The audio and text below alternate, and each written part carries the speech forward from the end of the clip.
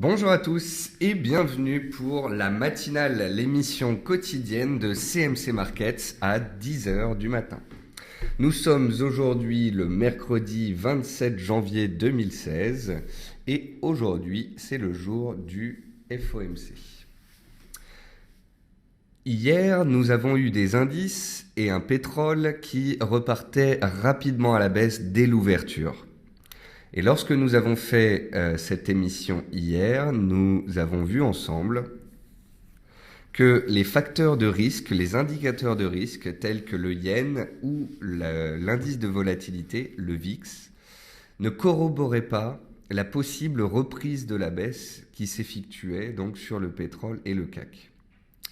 Nous avons donc hier discuté de l'éventualité d'un scénario fortement haussier, d'une ouverture en fait en difficulté sur des supports majeurs, on va les revoir ensemble. Sur le CAC et le DAX, c'était notamment la clôture de gap laissée ouvert précédemment, notamment donc vendredi dernier, suite à la forte hausse des cours qu'on a eu sur les indices jeudi et vendredi dernier. Donc hier, nous avons eu des belles réactions. Après des retracements, nous sommes repartis à la hausse sur le pétrole et les indices. Nous avons commencé à donner des signaux haussiers, d'où le titre de ce jour. Et ces signaux haussiers vont demander à être confirmés, validés par tout simplement une cassure des résistances que l'on a créées. Néanmoins, on est toujours en attente de signaux en fait sur les marchés et parce que c'est le FOMC ce soir, on pourrait avoir tendance à dire je vais attendre le FOMC pour voir si les marchés passent à la hausse ou à la baisse. Vous l'aurez bien compris néanmoins, les points d'achat sur le CAC, le DAX, il y en avait la semaine dernière, fin de semaine dernière avec Draghi. Il y a eu un repli en ce début de semaine, c'était peut-être de nouveau une opportunité de rentrer à l'achat. Et si ça confirme, eh bien malheureusement ceux qui ne sont pas dedans vont devoir un petit peu courir après le papier parce que des signaux ayant déjà été donnés, eh bien certains sont déjà positionnés. Voilà, donc je suis Nicolas Chéron pour vous servir, stratégiste technique pour CMC, c'est la matinale et je vais passer à la suite. Voici un avertissement sur les risques comme tous les matins concernant le caractère purement informatif de cette vidéo, les CFD, je vous laisse en prendre note.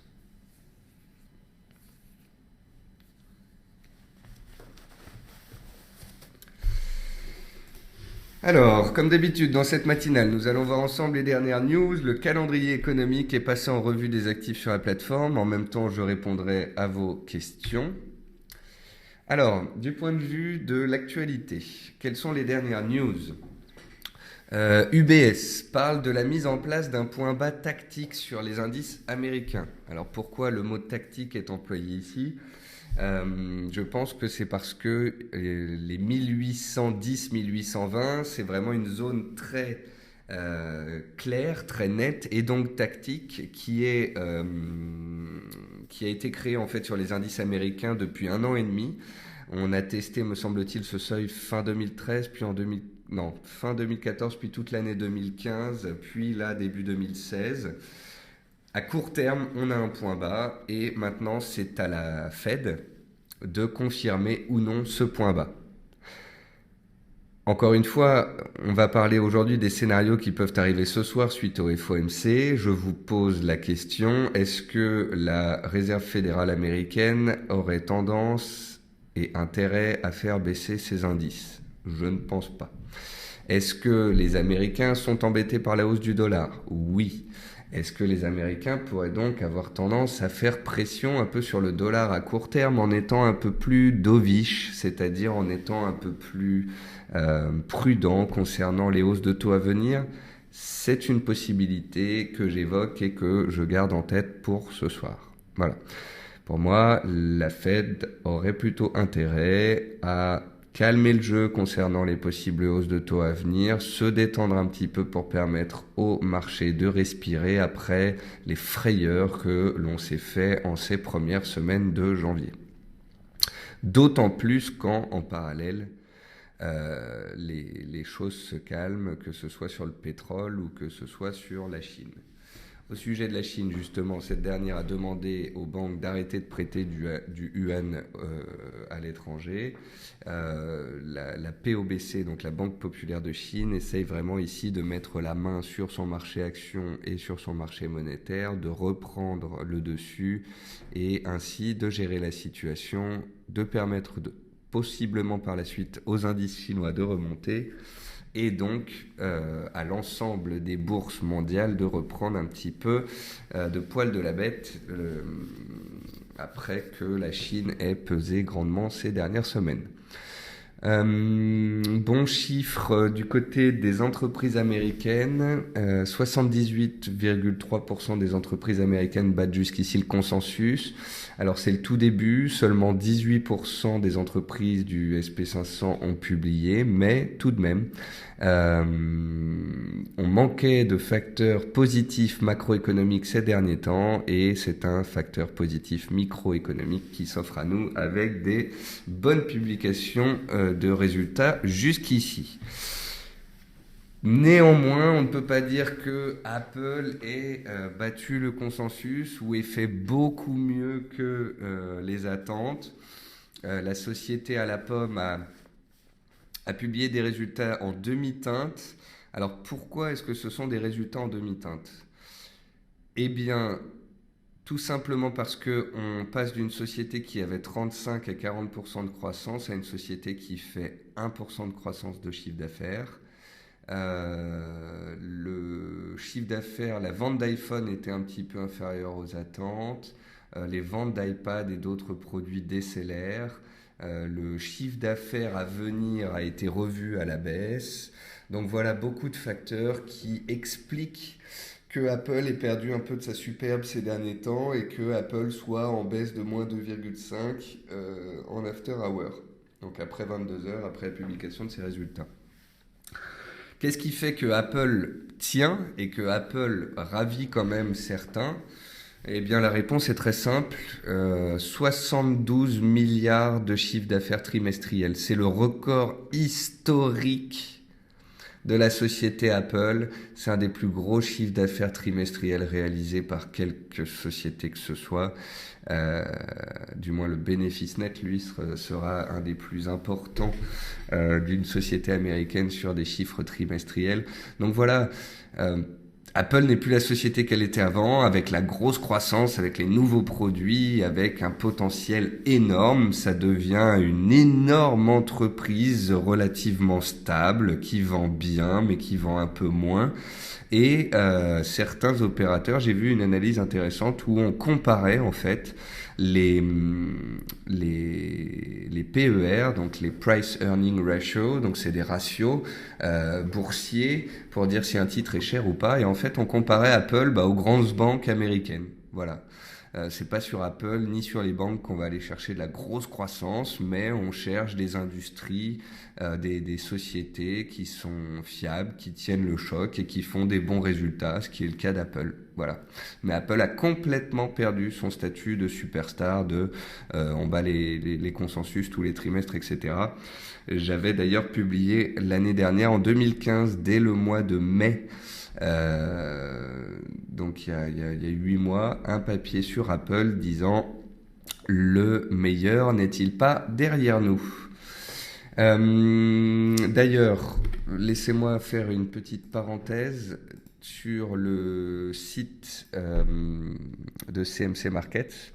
Vous avez des papiers à lire, notamment celui-ci. Après la tourmente des dernières semaines, les actions ne sont pas loin d'une capitulation. Donc ça, c'était un papier de la semaine dernière qui vous expliquait pourquoi la BCE devait et pouvait sauver les marchés, chose qu'elle a fait.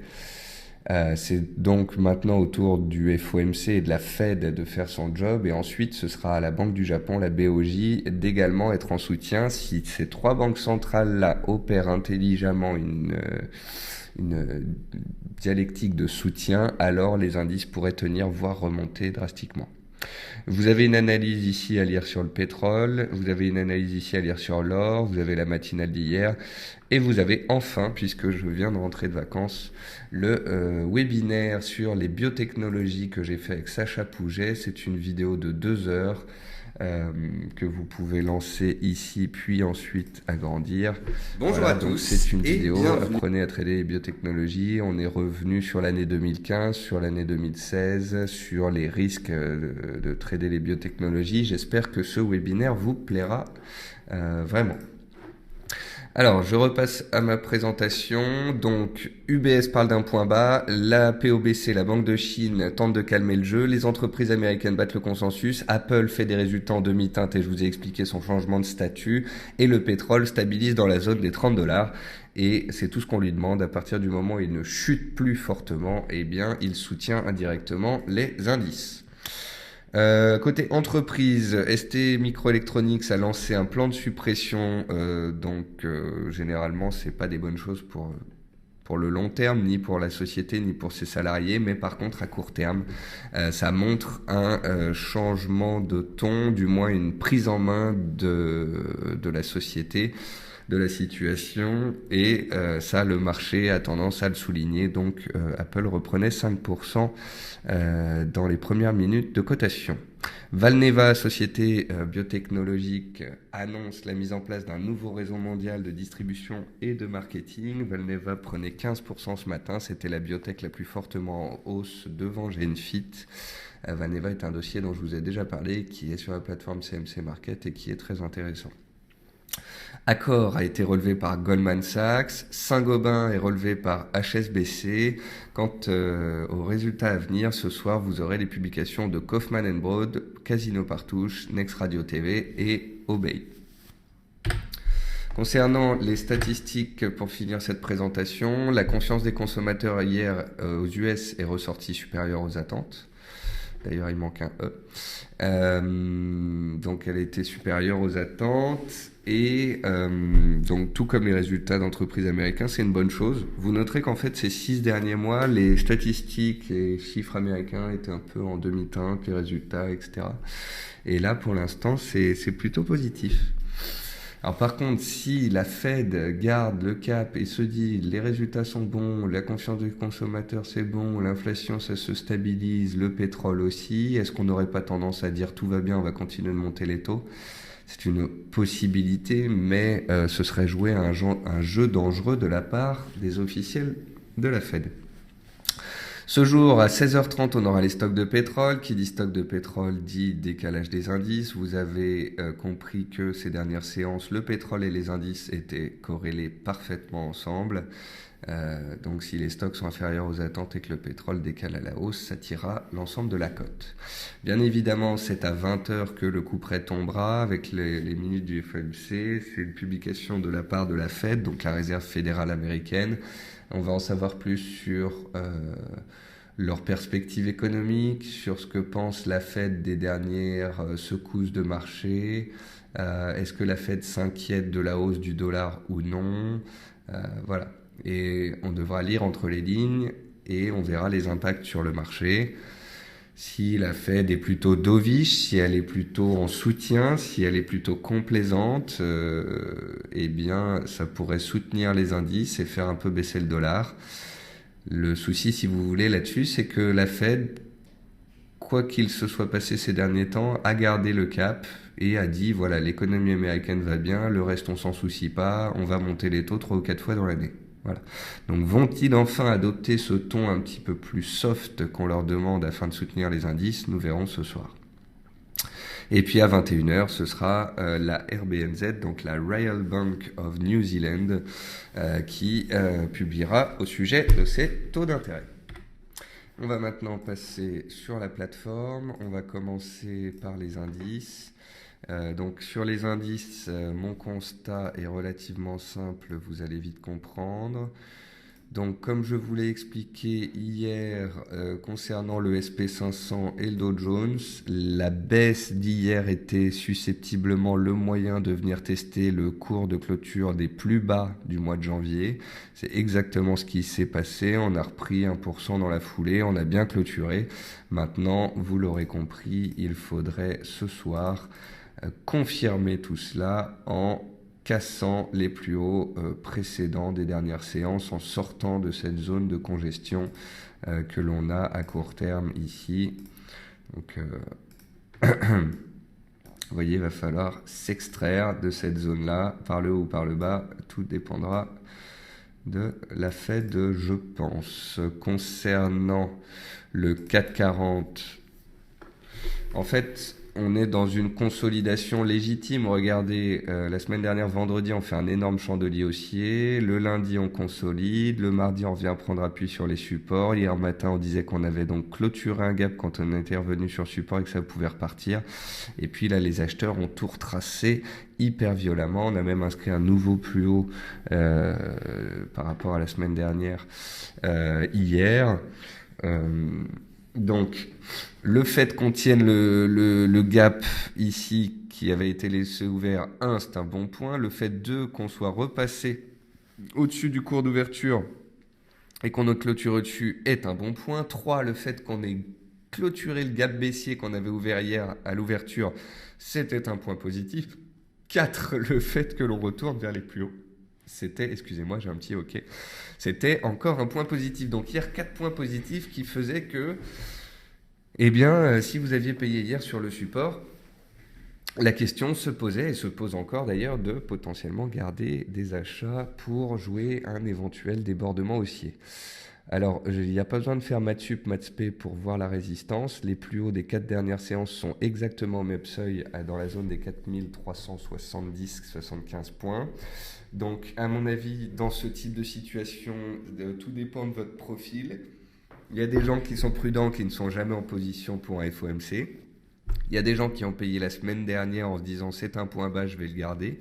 Il y a des gens qui ont payé hier à l'ouverture en se disant si ça part à la hausse, je vais le garder pour jouer pour jouer le FOMC. Et puis il y en a qui ont vendu la résistance avec des stops serrés juste au-dessus de la résistance. Voilà. Qui aura raison, qui va partir dans le bon sens, à la limite ce n'est pas important. Ce qui est important, c'est que quel que soit votre trade, vous ayez une bonne entrée, un bon stop bien placé, et que vous ne vous mettiez pas en situation de danger. Donc voilà, on a des points bas potentiels aux États-Unis, des sorties de congestion à suivre. À court terme, le CAC, lui, il est toujours dans un canal baissier, mais il a marqué un point d'arrêt à la baisse et on voit bien que sur les supports, les acheteurs sont désormais présents. Maintenant, il va falloir casser des résistances pour une nouvelle fois valider ce changement de dynamique et cette reprise en main des acheteurs. Pour ce faire, il faudra dépasser les 4375 points. Un autre point positif que j'ai trouvé, si vous voulez, en faisant le tour des indices, c'est celui-là. L'indice le plus punchy, c'est quand même le DAX. Et si vous voulez, il y a vraiment quelque chose qui me gêne avec le fait d'attendre toujours les statistiques. C'est que, en fait, les statistiques, faut théoriquement pas les attendre, faut les anticiper. Voilà. Quand on sait qu'on a des indices qui chutent la semaine dernière, mercredi, jeudi, et qu'on a Mario Draghi qui parle et qui est censé nous aider, il y avait quand même des raisons de penser qu'on allait avoir un rebond technique à partir de jeudi dernier. Quand on sait que Mario Draghi, que les autres banquiers centraux, donc Fed et BOJ, vont parler, qu'ils s'inquiètent de la baisse des marchés, qu'on est sur des niveaux clés, vous vous doutez bien, lundi, mardi, là on a commencé la semaine un peu difficilement, baissier, revenir sur les supports, mais au final, l'information c'était quoi ? C'était que les banquiers centraux allaient parler et c'était qu'ils avaient décidé d'être un peu plus accommodants potentiellement. Qui dit banquiers centraux accommodants dit qu'on ne peut littéralement pas vraiment fortement baisser. C'est impossible. Ce qui fait que les marchés montent depuis 3-4 ans, c'est le quantitative easing, c'est l'assouplissement quantitatif, ce sont les liquidités, les centaines de milliards que déversent les banquiers centraux sur les marchés. Donc si les banquiers centraux sont censés parler de déversement de nouveaux milliards, de milliards supplémentaires, je vois pas pourquoi ça chuterait. Enfin, donc concernant le DAX, dernier point positif, Et c'est peut-être parfois ce qu'il faudrait réussir à faire plutôt que d'attendre de nouveau des signaux. Si vous voulez, pour moi, le DAX, donc le fait qu'il réagisse sur support et qu'il reparte la semaine dernière, c'était un bon point. Le fait que hier, sur support, il réagisse et qu'il reparte à la hausse très violemment, c'était un bon point. Et si vous voulez, plutôt que de concevoir les 9850 comme la résistance clé et de me dire, voilà, faut encore dépasser ça pour que ça monte, j'aurais tendance à vous dire que le signal, en fait, il a été donné hier en cours de clôture sur le DAX, puisque vous pouvez voir qu'on est sorti en clôture par le haut du canal que j'ai tracé ici. Donc théoriquement, hier on a donné le signal, aujourd'hui on fait une petite consolidation et on vient prendre appui, on vient retracer une partie du chandelier d'hier et potentiellement prendre appui non loin de la borne haute du signal, c'est ce qu'on appelle le pullback. Souvent en analyse technique, donc vous avez la cassure du niveau, le pullback et ensuite la confirmation. Eh bien, d'après moi, on est potentiellement dans le pullback, tout comme lundi et mardi, nous étions dans le pullback de la hausse de jeudi et vendredi. Et parfois, les pullbacks peuvent s'avérer violents, mais ils sont souvent proportionnels au mouvement. Je vous expliquais en début de semaine que certes, le DAX perdait 200 points depuis lundi matin, mais je vous expliquais aussi qu'il en avait pris 600 en 2 jours. Et donc, perdre 200 points quand on a gagné 600, c'est pas tant que ça. Voilà, c'est même pas un retracement de 50%. Voilà, donc vous l'aurez compris, les indices ont donné des signaux de tenue des supports hebdomadaires. Ensuite, ils nous ont donné des tenues de reprise journalière. Ensuite, il y a eu des replis certes violents, mais ça a tenu, c'est remonté. Donc, j'ai pas envie de vous dire maintenant, là je suis haussier, là tout de suite. Mais voilà, si quelqu'un hier est haussier et puis voit qu'on prend 2% en séance, il a la possibilité de se dire je garde une partie de ma position peut-être pour voir le FOMC, comme ça si ça part à la hausse et alors que tout le monde courra après le papier, moi j'aurai toujours une position sur le marché. Vous voyez, c'est un peu une position tactique d'anticiper donc ce FOMC comme on pouvait anticiper la BCE et de se dire hier ou avant-hier, voilà, je vais essayer d'attraper un point d'achat avant le FOMC qui se doit d'être potentiellement dovish d'après mon scénario personnel. Vous voyez, c'est souvent de la réflexion personnelle. Quelle est la situation sur les indices? Les indices sont tendus, il y a de la peur. Donc, qu'est-ce que doivent faire les banquiers centraux? Ils doivent être en soutien. Peuvent-ils l'être? L'ont-ils été récemment? Oui, c'est le cas. Ok. Donc, les supports là, où est-ce qu'on en est? Ça tient. Où est-ce que je peux rentrer? Comment je peux anticiper une continuation de la hausse? Comment est-ce que je pourrais mettre à profit un éventuel rebond technique partant du principe que Fed, BOJ et BCE devraient faire des efforts? Voilà. Après, je peux me tromper, hein, ça peut baisser ce soir, mais si ça baisse ce soir, eh bien, ceux qui auront acheté hier n'auront rien perdu, et je pense que ça, c'est une chose qui compte beaucoup, c'est la préservation du capital. Voilà, donc on a fait le tour des indices, vous avez compris qu'il y avait quand même pas mal de points positifs qui plaident pour une continuation de la hausse.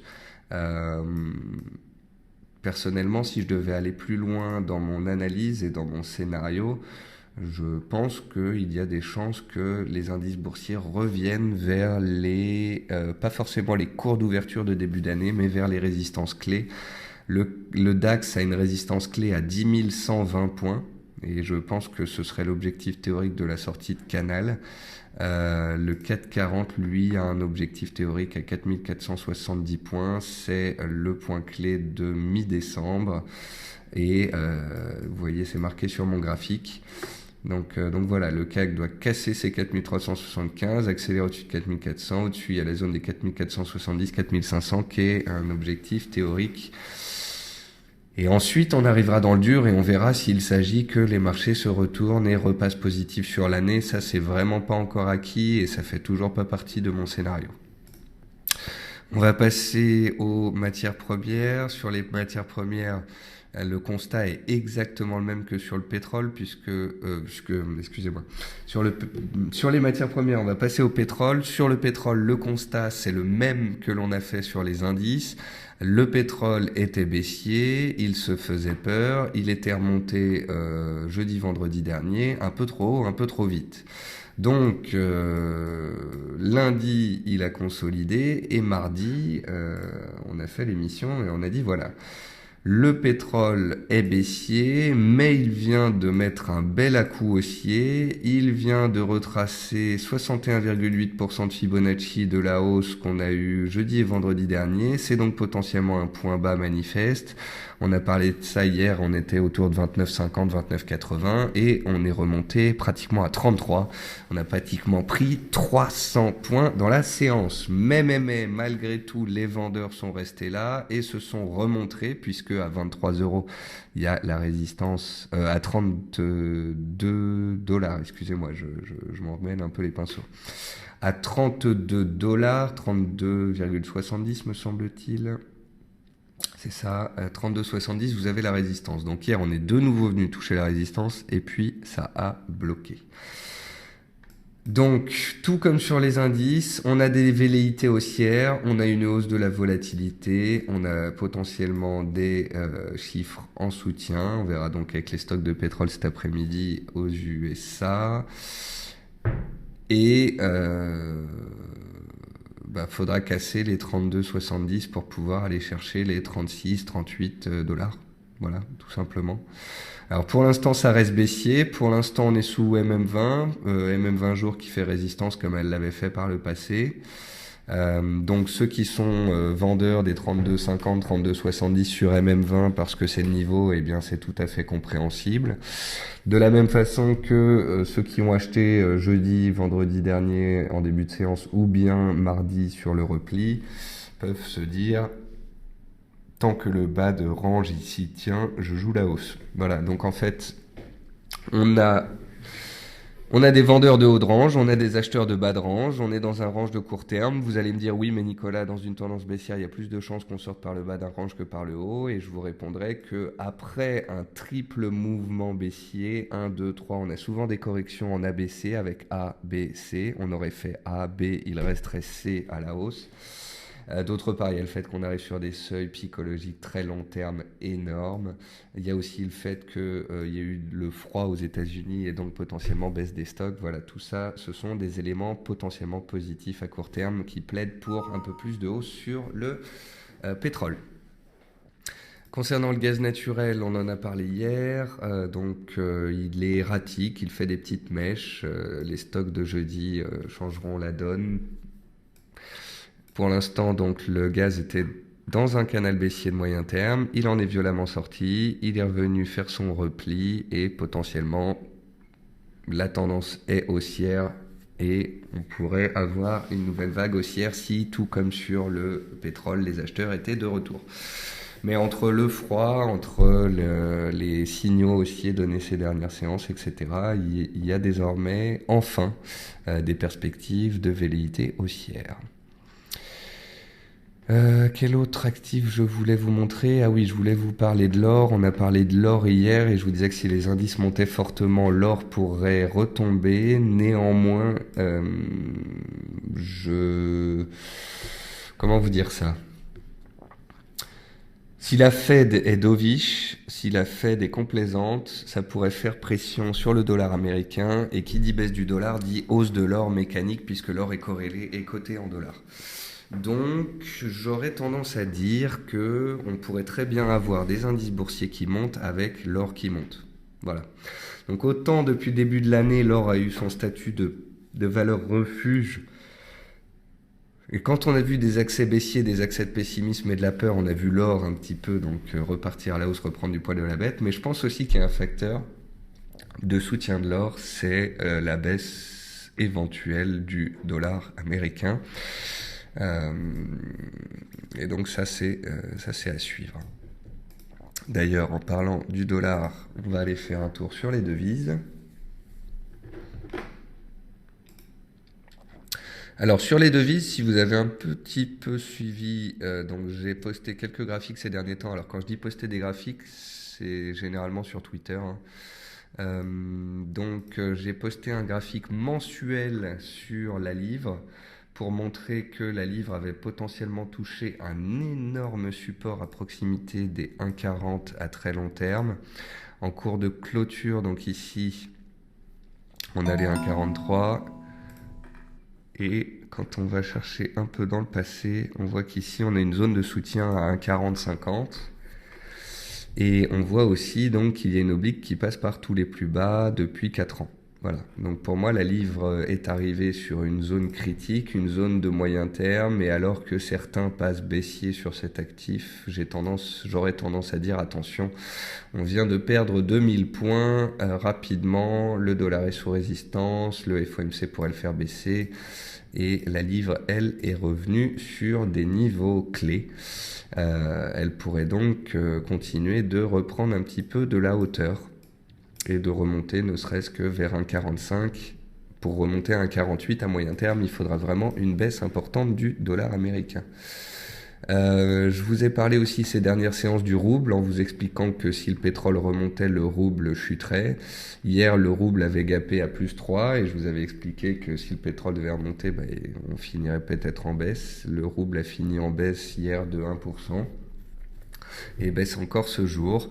Il se pourrait donc que si à moyen terme le pétrole est en train de créer une base, ce qui n'est pas impossible, quand je dis créer une base, c'est-à-dire que le pétrole, là, si vous voulez, il est en train de créer une base entre 25 et 30. Créer une base, ça ne veut pas dire qu'on ne peut pas aller à 20 après. Mais vous voyez, entre 20, 25 et 30, on est plus proche de la hausse que d'autres choses.